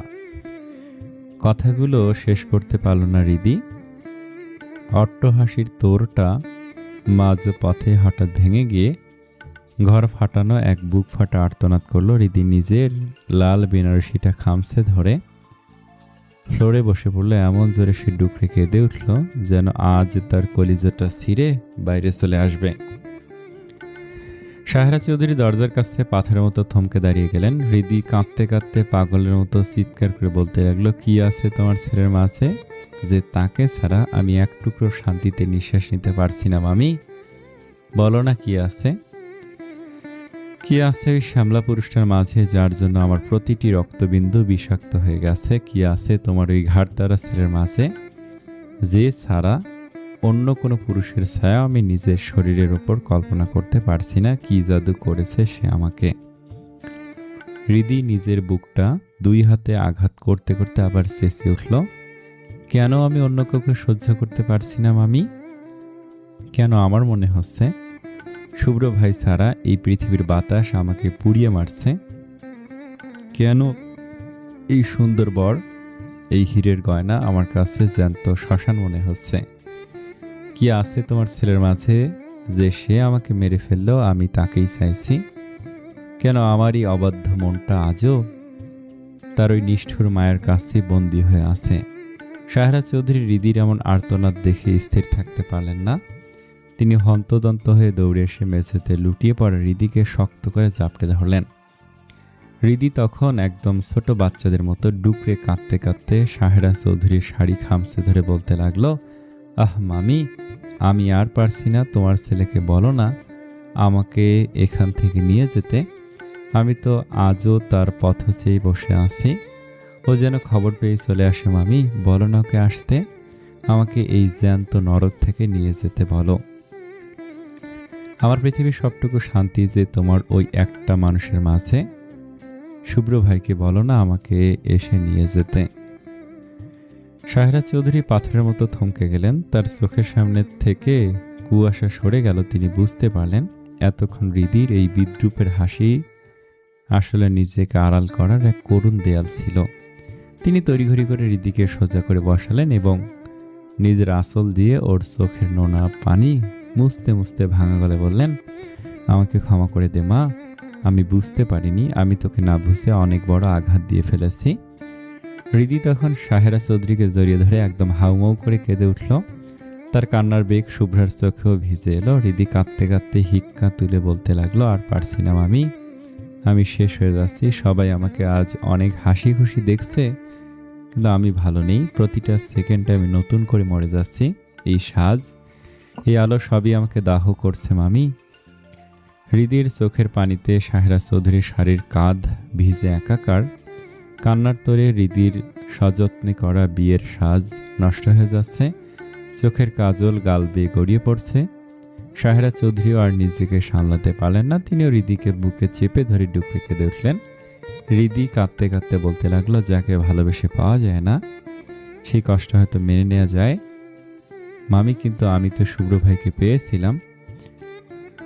তার ওই নির্লিপ্ত চোখের দিকে তাকে আমি পুরো জগৎ দেখেছিলাম। সেই মানুষটাকে নিজের করে পেয়েও এভাবে হারিয়ে ফেলা আমি কিভাবে সইব? তোমার ছেলেটা আমাকে মেরে ফেললো মামি। কেন সে আমাকে একটুখানি ভালোবাসার মায়া দেখিয়ে চিরকালের মতো একা করে দিল? কেন আমাকে ছেড়ে চলে গেল? কেন একটুখানি আমায় ভালোবাসলো না? এত ভালোবেসেও কেন আমি বিনিময়ে একটুও ভালোবাসা পেলাম না? হৃদির কণ্ঠস্বর এখন কান্নায় রুদ্ধ হয়ে আসছে, যেন প্রতিটি শব্দের সাথে তার আত্মাটা বের হয়ে আসছে। সে আবার আর্তনাদ করে বলল, তোমার ছেলে কেন এত আসক্তি মামি? সে দূরে গেলে ঘৃণার বদলে আমি তাকে আরো 1000 গুণ বেশি ভালোবেসে ফেলি। তোমার ছেলের মাঝে এমন কি মোহ আছে যে অবহেলার মাঝেও তাকেই সব থেকে বেশি আপন লাগে? তোমার ছেলে কেন এত আবেগ মাখা মামি? তাকে দেখলে আমার সব আবেগ জমে পাথর হয়ে যায় কেন? বলো না মামি, কেন? হৃদির অবস্থা তখন হিতাহিত জ্ঞান শূন্য। কাঁদতে কাঁদতে প্রায় জ্ঞান হারানোর মতো উপক্রম। ওর বুক ফাটা কান্নার শব্দ শুনে সোহান চৌধুরী আর ইকবাল এহসান দ্রুত রুমে ঢুকলেন। নিজের আদরের মেয়েকে এভাবে মেঝেতে লুটিয়ে কাঁদতে দেখে ইকবাল এহসান পাথরের মতো থমকে দাঁড়ালেন। তিনি হৃদির কাছে গিয়ে ওকে টেনে সোজা করে দাঁড় করালেন। হৃদি তখন দিশেহারা, নিজের হুঁশ হারিয়ে সে তার বাবাকে জড়িয়ে ধরে ডুকরে কেঁদে উঠল।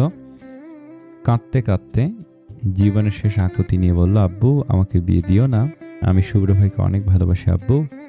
শুভ্র ভাইকে ছাড়া আমি অন্য কোনো পুরুষকে স্বামী হিসেবে গ্রহণ করতে পারবো না।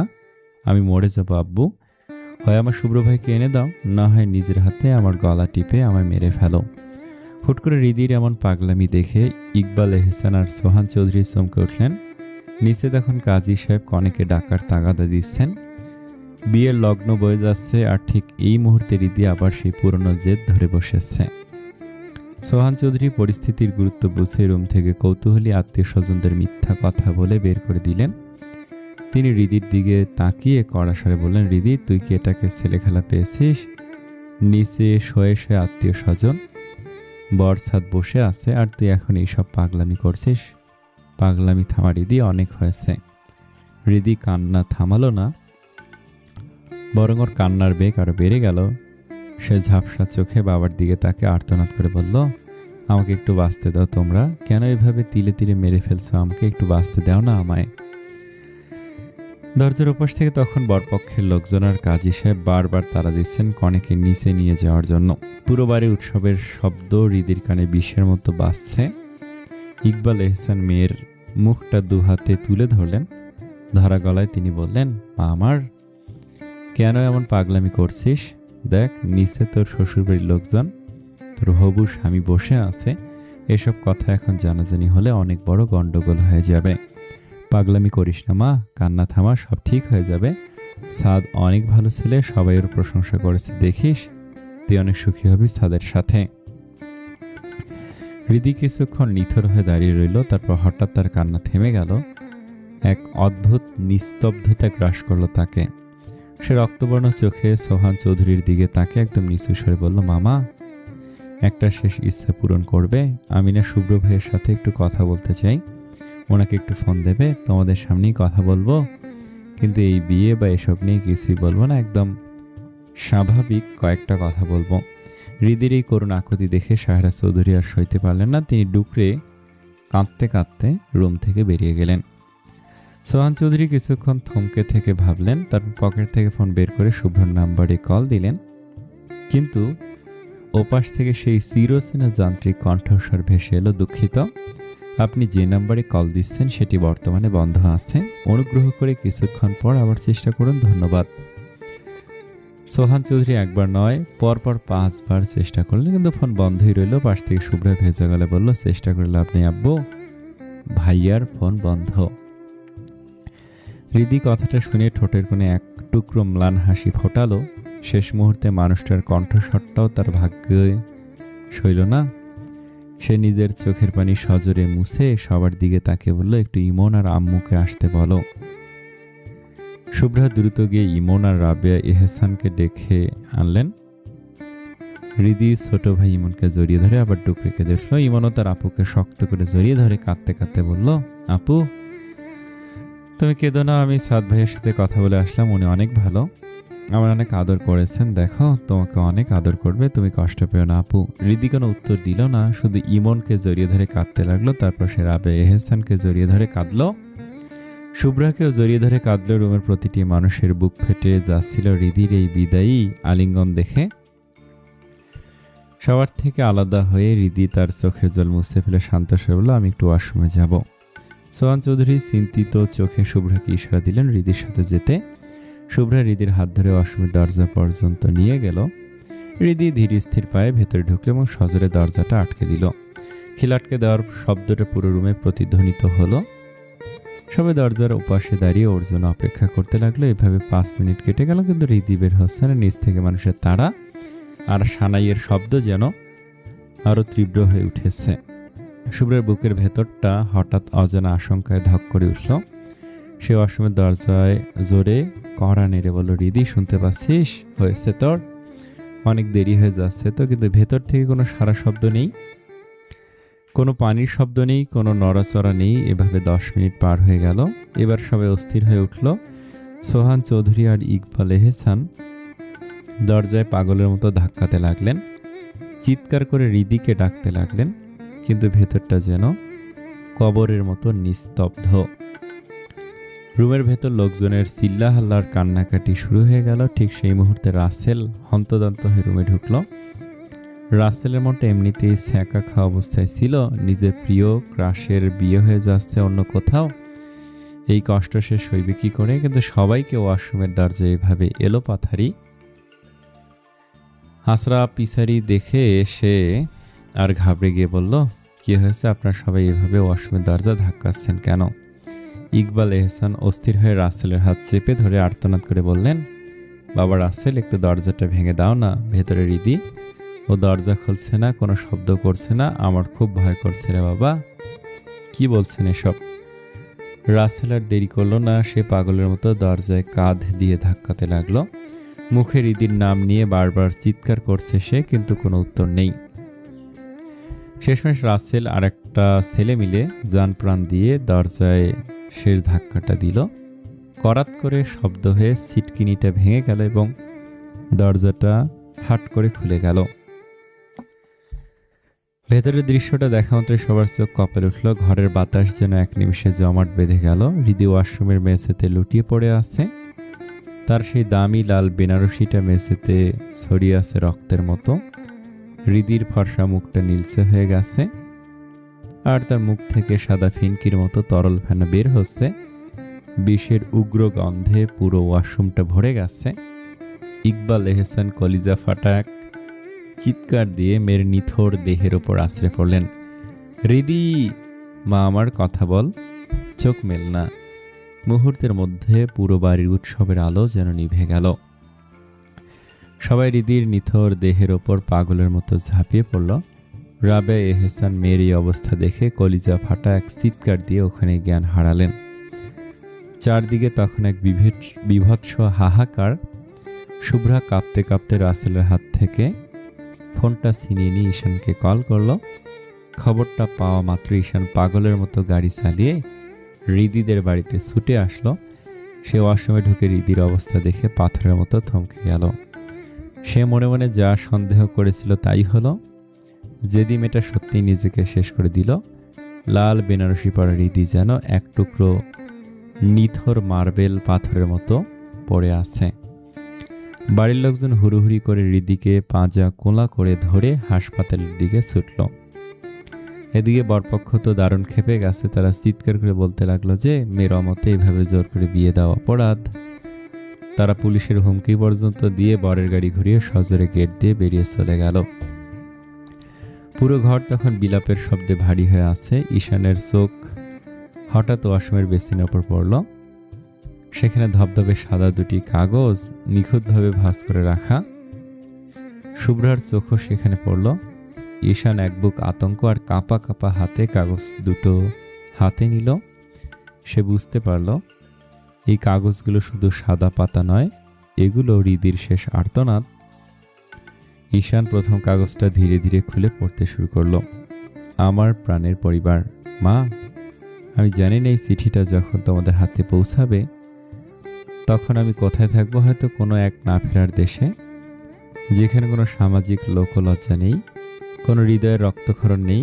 আজ আমার বিয়েই রাত, চারদিকে খুশির রোশনাই, সানাইয়ের সুর। সবাই ভাবছে হৃদি আজ রাজকুমারী সেজে অন্য এক প্রাসাদে চলে যাবে। কিন্তু কেউ আমার ভেতরের দাহটা দেখতে পেল না। কেউ বুঝল না এই লাল বেনারসিটা আসলে আমার কাফনের কাপড়। বাবা, তুমি আমাকে সবসময় তোমার রাজকন্যা বলে ডাকতে। আমার প্রতিটি আবদার তুমি হাসি মুখে পূরণ করেছো। কিন্তু বাবা, জীবনের সব থেকে বড় আবদারটা আমি তোমার কাছে করতে পারিনি। আমি জানতাম তোমার সম্মান তোমার কাছে পাথরের মতো উঁচু, আর সেই সম্মান বাঁচাতে গিয়ে আমি নিজের ভেতরটা পুড়িয়ে ছাই করে ফেলেছি। শুভ্র ভাইকে আমি কতটা ভালোবেসেছিলাম তা হয়তো কাউকে বোঝাতে পারিনি। শুভ্র ভাই শুধু আমার প্রেম ছিল না বাবা, সে ছিল আমার নিঃশ্বাস। সে যখন আমাকে মাঝপথে একা ফেলে নিরুদ্দেশ হয়ে গেল, তখন থেকে আমি প্রতিটা সেকেন্ড মরে যাচ্ছিলাম। আজ যখন তুমি আমাকে অন্য একজনের হাতে তুলে দেওয়ার জন্য তৈরি হচ্ছ, তখন আমার মনে হচ্ছে তুমি আমাকে জীবন্ত কবরে পাঠাচ্ছ। ক্ষমা করে দিও বাবা, তোমার রাজকন্যা আর পারল না। তোমার মান রাখতে গিয়ে আমি আর নিজেকে সইতে পারছি না। মা, তুমি তো আমার মনের সব খবর জানতে মা। আমার চোখের কোণে এক বিন্দু জল জমলে তুমি বুঝতে পারতে। তাহলে আজ কেন আমার এই চিৎকার তোমার কানে পৌঁছালো না? কেন তুমি আমাকে বুকে টেনে নিয়ে বললে না যেখানে সুখ নেই সেখানে যাওয়ার দরকার নেই?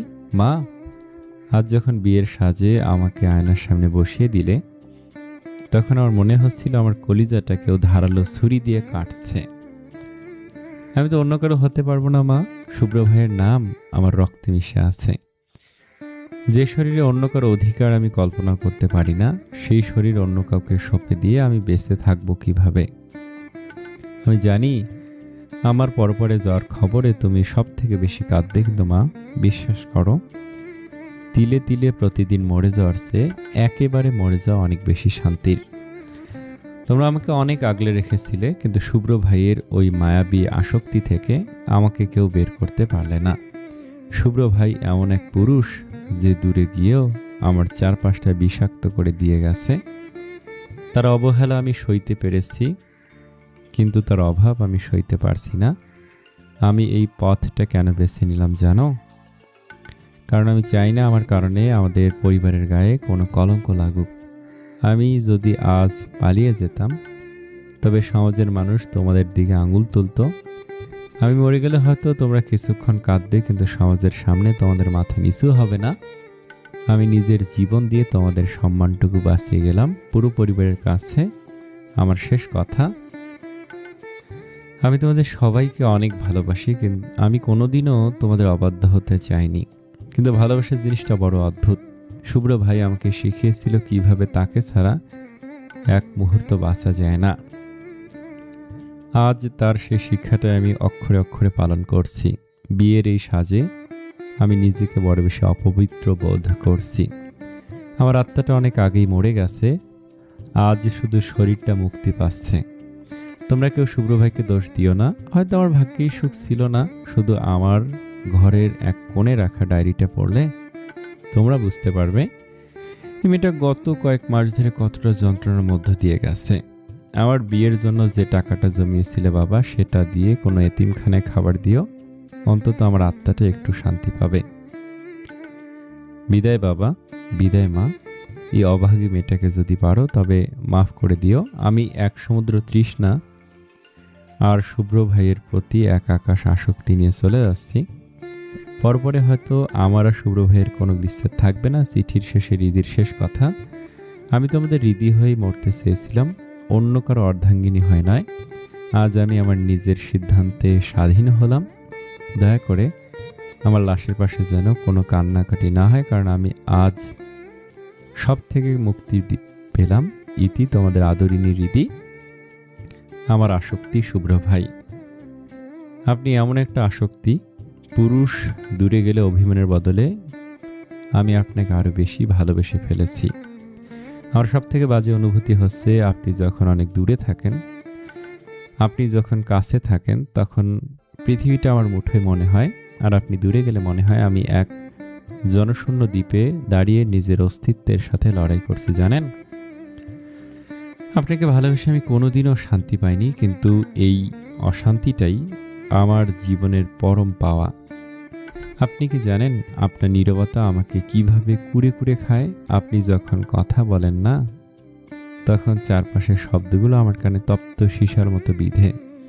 আমি চেয়েছিলাম আপনার বুকে মাথা রেখে এক আকাশ নীল দেখতে, কিন্তু আপনি আমাকে দিলেন এক গহীন অন্ধকার রাত। আপনি আমার সেই অসম্পূর্ণ কবিতা, যাকে আমি সহস্রবার লিখেও শেষ করতে পারিনি। আপনার চোখের ওই গভীরতা আমাকে বারবার ডুবিয়ে মারে, তবুও আমি সেখানে ডুবতে চাই বারবার, হাজারো বার। আপনি চলে যাওয়ার পর থেকে প্রতিটা প্রহর আমার কাছে এক একটা যুগের মতো। আমি আকাশের নক্ষত্রের কাছে আপনার খোঁজ করি, বাতাসের ঘ্রাণে আপনার গায়ের গন্ধ খুঁজি, কিন্তু আপনি নেই, কোথাও নেই। শুভ্র ভাই, আপনি কি একবারও ভেবে দেখলেন না এই পাগলিটার কি হবে? আপনি তো জানতেন আপনার বাইরে আমার কোনো পৃথিবী নেই, তবু কেন আপনি আমাকে পর করে দিলেন? কেন আমাকে বাধ্য করলেন অন্য কারোর সাজে সাজতে? আজ আমার বিয়ে, অথচ আমার মনে হচ্ছে আমি আমার কাপড়ে চন্দন মাখছি। এই লাল আমার কাছে রক্তের মতো লাল মনে হচ্ছে। আপনি নেই বলে আজ সবকিছু অর্থহীন।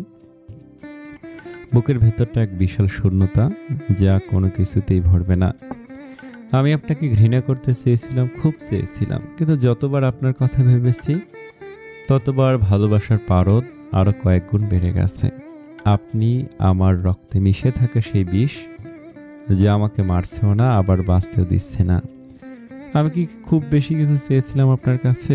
শুধু চেয়েছিলাম আপনার ছায়া হয়ে থাকতে, অথচ আপনি আমাকে দিলেন এক মরুভূমির তপ্ত বালু। লোকে বলে ভালোবাসা নাকি মুক্তি দেয়, কিন্তু আপনার ভালোবাসা আমাকে এক আদিম খাঁচায় বন্দি করে ফেলেছে। সেই খাঁচার চাবিও আপনার হাতে ছিল, কিন্তু আপনি তো অবহেলায় অতল সমুদ্রে ফেলে দিলেন। আমার শব্দেরা আজ বড়ই ক্লান্ত, তারা আর আপনাকে ডাকতে পারে না। আমার কলমের কালি ফুরিয়ে আসছে চোখের পানির সাথে পাল্লা দিয়ে। আপনি তো কবি হতে চেয়েছিলেন, অথচ আমাকে এক ট্র্যাজেডির জীবন্ত চরিত্র বানিয়ে দিলেন। শুভ্র ভাই, আপনার কি মনে পড়ে সেই বিকেলের কথা, যখন আপনি বলেছিলেন হৃদি, আমি থাকতে তোকে কেউ স্পর্শ করতে পারবে না? সেই থাকাটা কোথায় গেল ভাইয়া? আজ তো আমি সবার স্পর্শে নিজেকে অপবিত্র বোধ করছি। আপনি নেই, আর আপনার অবর্তমানে আমার জীবনটা একটা তামাশা হয়ে দাঁড়িয়েছে।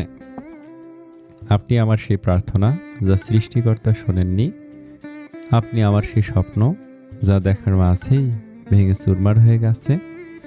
আমি আপনাকে লিখে শেষ করতে পারবো না, কারণ আপনাকে লিখতে গেলে আমার শব্দ শেষ হয়ে যায়।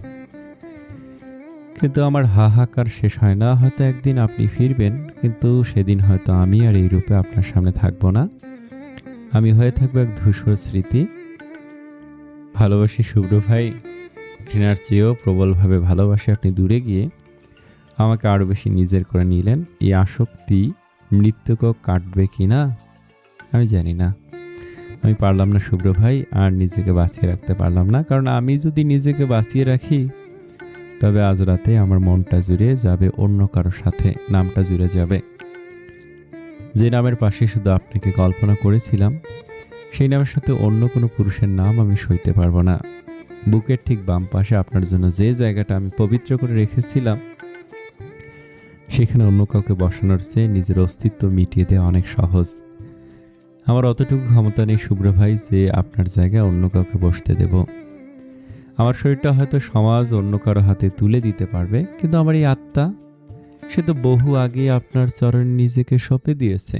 জানি আত্মহত্যা মহাপাপ, কিন্তু বিশ্বাস করুন, এই মুহূর্তে আমার কাছে এই পাপটাই সব থেকে বড় শান্তি মনে হচ্ছে। সারা রাত অন্য কারো শয্যায় গুমড়ে মরে যাওয়ার চেয়ে এক নিমেষে বিলীন হয়ে যাওয়া অনেক বেশি স্বস্তির। একটুখানি শান্তির আশায় এই পাপটাই না হয় আমি করলাম। তবে একটা কথা শুনে রাখুন, পরপারে গিয়ে সৃষ্টিকর্তা আমাকে সাজা দেওয়ার আগে আমি তাকে একটি প্রশ্নই করব, যখন ভাগ্যেই লিখেননি তবে কেন এত মায়া বাড়ালেন? কেন আমার মতো একটা সাধারণ মেয়েকে এমন এক আসক্তির মুখে ঠেলে দিলেন যার শেষটা ছিল শুধু বিষাদ? আমি সেই উত্তর আমি তার কাছে চাইব। আমি আজ একা নই শুভ্র ভাই, আমার সাথে আছে আপনার হাজারো হাজারো স্মৃতি। আপনার ওই হাসি মাখা মুখটা আমার চোখের সামনে ভাসছে। আমি চোখ বন্ধ করলে আপনার ওই গম্ভীর আওয়াজ শুনতে পাচ্ছি, রিদি পাগলামি করিস না কিন্তু ভাইয়া। আজ আমার এই পাগলামি থামানোর মতো আপনি পাশে নেই। আজ আমি আপনার অবহেলার বিজয় ঘোষণা করছি। আপনি জিতে গেছেন শুভ্র ভাই। আপনি আমাকে একা করে দিতে চেয়েছিলেন, দেখুন আমি চিরকালের মতো একা হয়ে যাচ্ছি। শুভ্র ভাই, আমার শেষ অনুরোধ, আপনি যখন আমার এই দেহটা দেখবেন তখন একবারের জন্য কি কাঁদবেন, নাকি আপনার ওই পাথরের মতো হৃদয়ে তখনও কোনো অনুশোচনা হবে না? আমি চাই না আপনি কাঁদুন, আমি চাই আপনি আপনার ওই জগৎ নিয়ে সুখে থাকুন। কিন্তু মনে রাখবেন, কোনো এক রীতি নামের মেয়ে আপনাকে এতটাই ভালোবেসেছিল যে আপনার অবর্তমানে সেই জগৎটাকে তুচ্ছ করে দিয়েছিল। আমি আপনাকে মুক্তি দিয়ে গেলাম শুভ্র ভাই, আপনার উপর আর কোনো দাবি রইল না। আপনি এখন মুক্ত। আপনার জীবন থেকে এই আপদটা চিরতরে বিদায় নিল। আমি চাইলে আরও অনেক আগে মরে যেতে পারতাম।